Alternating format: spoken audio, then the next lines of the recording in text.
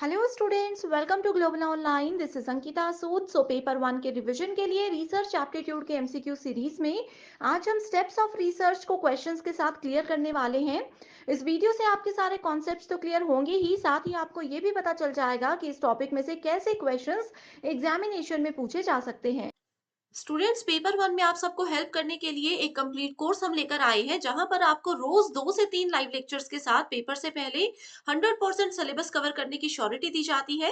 साथ ही आपके रिवीजन के लिए टॉपिक वाइज एमसीक्यूज और पीवाईक्यूज दिए जाएंगे, जिसमें कि आपको ऐसी ट्रिक्स बताई जाएंगी जो बहुत इजीली करेक्ट आंसर्स को ढूंढने में आपको मदद कर सकती है। फाइनल प्रिपरेशन के लिए अपडेटेड मॉक टेस्ट है, जिसमें से आपको एज इट इज सवाल देखने को मिल सकते हैं। एंड साथ ही आपके स्टेट के अलावा अदर स्टेट्स के PYQs and most expected questions आपको हम प्रोवाइड करवाएंगे, वो भी आंसर्स और एक्सप्लेनेशन के साथ, ताकि आपकी बहुत बेहतर तरीके से रिवीजन होती रहे। तो यहाँ पर आपको 2 व्हाट्सएप नंबर्स दे रही हूँ, आप इन पर कॉल या मैसेज करके कोर्स की पूरी जानकारी ले सकते हो। साथ ही कुछ फ्री वीडियोस और मॉक टेस्ट भी अवेलेबल है, जिसके लिए ग्लोबल ऑनलाइन ऐप को डाउनलोड कीजिए। स्टोर सेक्शन पर सर्च बार में आपको लिखना है कोर्स का नाम। कंटेंट पर जाएंगे तो आप देखेंगे कि बहुत से फ्री वीडियोस अवेलेबल हैं। यहाँ पर आपको यूनिट वाइज फोल्डर्स मिलेंगे, जिससे किसी भी यूनिट से आप कभी भी तैयारी शुरू कर सकते हो। हर यूनिट में आप देखिए आपको मॉक टेस्ट मिल जाते हैं, पीडीएफ नोट्स मिल जाते हैं, साथ ही वीडियो लेक्चर्स मिल जाएंगे, जिसमें बहुत इजी ट्रिक्स के साथ आपके कॉन्सेप्ट्स भी क्लियर होते हैं। तो ये एक ऐसा कोर्स है जो कि बेहतर तरीके से आपको फर्स्ट अटेम्प्ट में एग्जाम क्वालिफाई करने में मदद कर सकता है। तो चलिए शुरू करते हैं। हमारा आज का पहला क्वेश्चन है, what is the usual sequence of steps in the scientific method. तो सिंपल सा है यहाँ पे कि जो साइंटिफिक मेथड होता है, ठीक है, अगर हम लोग कोई साइंटिफिक रिसर्च कर रहे हैं तो उसमें कौन कौन से स्टेप्स होते हैं। तो यहाँ पे हमारे पास 5 स्टेप्स दिए हैं, आपको इनको सीक्वेंस में ऐड करना है। तो पहला है hypothesis making bye identifying the variables. तो हाइपोथेसिस का मतलब होता है अनुमान लगाना, ठीक है। तो हम अनुमान लगाते हैं कोई भी वेरिएबल, यानी कि रिसर्च में जो भी हम लोगों ने डेटा कलेक्ट किया है, ये जो भी चीजें हम यूज कर रहे हैं, ठीक है, उनको आइडेंटिफाई करने के लिए हम लोग अनुमान लगाते हैं। दूसरा ऑप्शन बोलता है felt need which is creating the problem, ठीक है। तो किस वजह से प्रॉब्लम क्रिएट हुई है उस चीज को फाइंड आउट करना। नेक्स्ट ऑप्शन बोलता है identifying the difficulty and problem statement formulation. तो क्या प्रॉब्लम है, ठीक है, क्या डिफिकल्टी है, क्या समस्या है, एंड कैसे हम उसकी प्रॉब्लम को जो है स्टेटमेंट को फॉर्मुलेट करेंगे, ठीक है, उस चीज को आइडेंटिफाई करना। Next is data analysis and interpretation, ठीक है, जो भी हमने डेटा कलेक्ट किया है, इंफॉर्मेशन कलेक्ट की होगी फील्ड से जाकर के, उसको एनालाइज करना, उसको समझना एंड उसको व्याख्या करना, इंटरप्रेट करना। नेक्स्ट है कलेक्शन ऑफ डेटा, यानी कि डेटा को कलेक्ट करना using appropriate search tools. Search tools का मतलब है कि क्या क्या चीजें, क्या क्या सामग्री यूज हुई है डेटा को कलेक्ट करने में, उस चीज का प्रॉपर कलेक्शन हमारे पास होना चाहिए, ठीक है, उसको प्रॉपर वे में हमें यूज करना आना चाहिए, ठीक है। तो यहाँ पे अगर हम लोग देखें तो सबसे पहले हम लोगों को पता होना चाहिए कि प्रॉब्लम क्या है, ठीक है। तो felt need which is creating the problem, ठीक है, तो पहले प्रॉब्लम आइडेंटिफाई करनी है, ठीक है। उसके बाद आता है हमारे पास कि इस फील्ड में क्या क्या डिफिकल्टी है एंड किस तरह से इस प्रॉब्लम की स्टेटमेंट को हम लोग फॉर्मुलेट करेंगे, that is option number C. Next आता है हाइपोथेसिस, ठीक है, हमने क्या कर लिया, हमने फील्ड भी सिलेक्ट कर ली, उसकी स्टेटमेंट को फॉर्मुलेट भी कर लिया। अब उसके बाद हम लोग अनुमान लगाते हैं, ठीक है, एंड किस तरह से अनुमान लगाते हैं कि कैसे हम उन वेरिएबल्स को आइडेंटिफाई करेंगे। नेक्स्ट आता है डेटा को कलेक्ट करना। This is very important statement कि हम डेटा को कलेक्ट करते हैं यूजिंग अप्रोप्रिएट रिसर्च टूल्स। सब कुछ डेटा कलेक्ट हो गया, उसके बाद ही क्या होगा, उसके बाद ही हमेशा डेटा को हम एनालाइज करेंगे एंड इंटरप्रेट करेंगे। तो हमेशा ध्यान रखना है आपने कि डेटा को एनालाइज एंड इंटरप्रेट जो है वो लास्ट में किया जाता है। इसके बाद बस एक और ऑप्शन होता है कि जो भी डेटा है कलेक्ट किया हुआ, ठीक है, उसको हम पब्लिश कर देंगे, यानी कि रिजल्ट से रिलेटेड जो भी स्टेटमेंट होगी वो डेटा एनालिसिस के बाद आएगी, ठीक है। तो यहाँ पे हमारा राइट आंसर है option number 2। Next question is which of the following is the first step in the scientific method of problem solving. Again यहाँ पे साइंटिफिक मेथड से पूछा गया है, सेम टाइप का क्वेश्चन है, थोड़ा सा इसको यहाँ पे मॉडिफाई करके पूछा गया है, ठीक है। तो पूछा गया है फर्स्ट स्टेप। तो प्रीवियस क्वेश्चन अगर आप लोगों ने ध्यान से सुना है तो आप लोग इसको सॉल्व इजीली कर सकते हो, ठीक है। तो पहला है कि हाइपोथेसिस जनरेट करना, उसको फॉर्मुलेट करना। दूसरा बोलता है प्रॉब्लम के बारे में हमें पता होना चाहिए कि हम किस फील्ड में जाकर के रिसर्च करने वाले हैं। नेक्स्ट है रिलेवेंट इंफॉर्मेशन, यानी कि उस प्रॉब्लम से रिलेटेड जो भी इंफॉर्मेशन हमें चाहिए उसको कलेक्ट करना। नेक्स्ट है हाइपोथेसिस को वेरीफाई करना। ठीक है, तो यहाँ पे हमारा राइट आंसर होगा option number 2, that is problem awareness.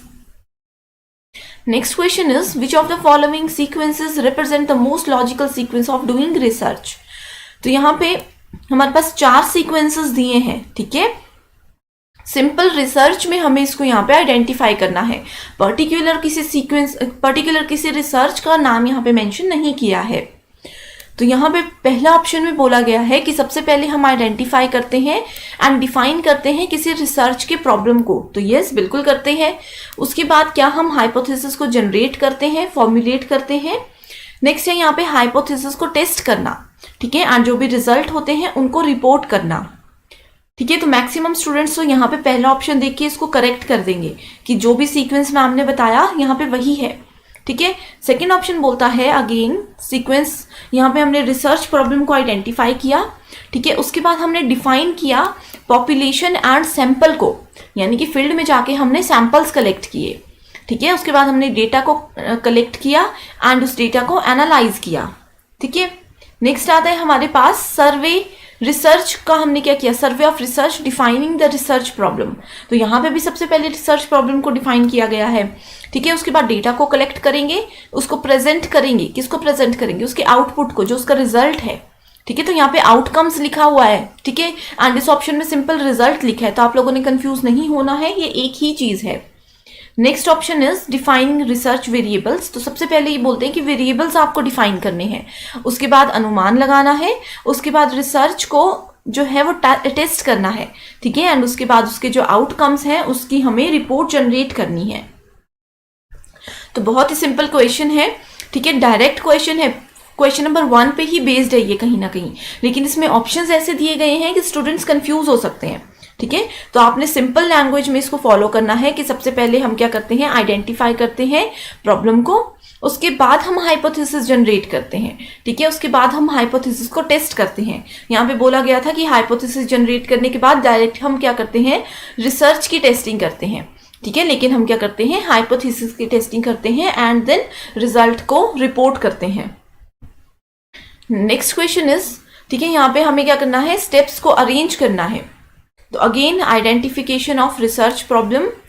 ठीक है, उसके बाद रिसर्च का ऑब्जेक्टिव। तो आपको पहले ऑब्जेक्टिव पता होना चाहिए अपने रिसर्च का, या फिर आपको प्रॉब्लम पता होनी चाहिए। तो ये ऑप्शन अभी तक हमने किसी भी क्वेश्चन में डिस्कस नहीं किया है, तो स्टूडेंट्स कंफ्यूज हो सकते हैं। ठीक है, तो तीसरा ऑप्शन है डेटा को कलेक्ट करना। फोर्थ है मैथडोलॉजी, यानी कि कौन सा मेथड हम रिसर्च में यूज कर रहे हैं। नेक्स्ट है डेटा को एनालाइज करना एंड रिजल्ट को जो है वहां पे पब्लिश करना। ठीक है, एंड उसके बारे में डिस्कशन करना। तो यहाँ पे मैं आप लोगों को बता दूं कि पहले जो है हम मेथड्स यूज करते हैं। ठीक है, अगर हम लोग इन दोनों ऑप्शंस को भी छोड़ देते हैं, ऑप्शन 3 एंड 4 में अगर हम देखें तो पहले हमें मेथड पता होना चाहिए कि किस तरह से हम डेटा को कलेक्ट करेंगे। फील्ड में जाएंगे या फिर इंटरनेट या गूगल की हेल्प से हम लोग मेथड जो है डेटा को कलेक्ट करेंगे। तो वो सब मेथड्स हमें पहले यूज करने हैं, उसके बाद ही हम डेटा कलेक्शन के लिए जो है रेडी होते हैं। तो ऑप्शन नंबर 4 पहले आएगा एंड देन ऑप्शन नंबर 3। तो यहाँ पे आप लोग देख सकते हो ये वाला ऑप्शन एलिमिनेट हो गया, ये वाला ऑप्शन भी एलिमिनेट हो गया। ठीक है, ऑप्शन नंबर 4 एंड 3। ठीक है, तो इसमें 5 एंड 6 जो है वो ऑलरेडी अरेंज्ड है, तो ये 4 ऑप्शंस जो हैं वो हमारे अरेंज हो चुके हैं। ठीक है, अब हमें देखना है सिर्फ ऑप्शन नंबर 1 एंड 2 कि पहले हमें रिसर्च प्रॉब्लम पता होनी चाहिए या फिर हमारे रिसर्च का क्या ऑब्जेक्टिव है, क्या उसका एम है, हमें ये पता होना चाहिए। तो ये भी हम डिस्कस कर चुके हैं कि पहले रिसर्च प्रॉब्लम पता होगी, तभी हम क्या करेंगे, उसके बारे में रिसर्च करना शुरू करेंगे। So option number 2 is the right answer. Next question is the identification of research problem involves. ठीक है, तो कैसे हम किसी रिसर्च प्रॉब्लम को आइडेंटिफाई कर सकते हैं।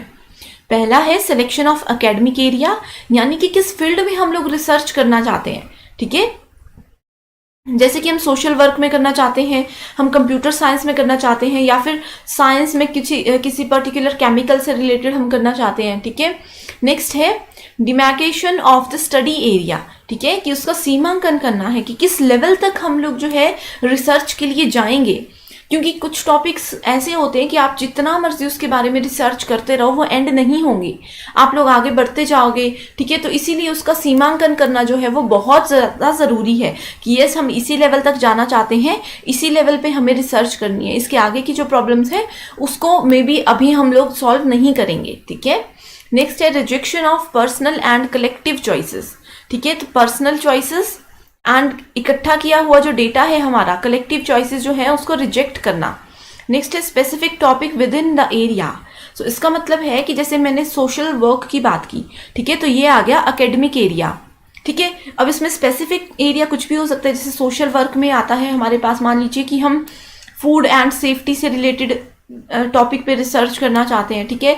हम लोग जो पुअर स्टूडेंट्स होते हैं उनको एजुकेट करने से रिलेटेड टॉपिक पे रिसर्च करना चाहते हैं, ठीक है, तो वो होता है एक स्पेसिफिक टॉपिक, ठीक है। नेक्स्ट है मैनेजमेंट ऑफ फाइनेंशियल सोर्सेज, कि कहाँ से हम फाइनेंशियल सोर्सेज यूज कर रहे हैं उसको मैनेज करना जो है वो बहुत ज़रूरी है, ठीक है। तो ये इंपॉर्टेंट कॉन्सेप्ट ज़रूर है, लेकिन ये कॉन्सेप्ट जो है वो रिसर्च प्रॉब्लम की आइडेंटिफिकेशन से रिलेटेड नहीं है, ठीक है। तो ऑप्शन नंबर ई को हम पहले ही एलिमिनेट कर देंगे, दैट इज ऑप्शन नंबर 4, ठीक है।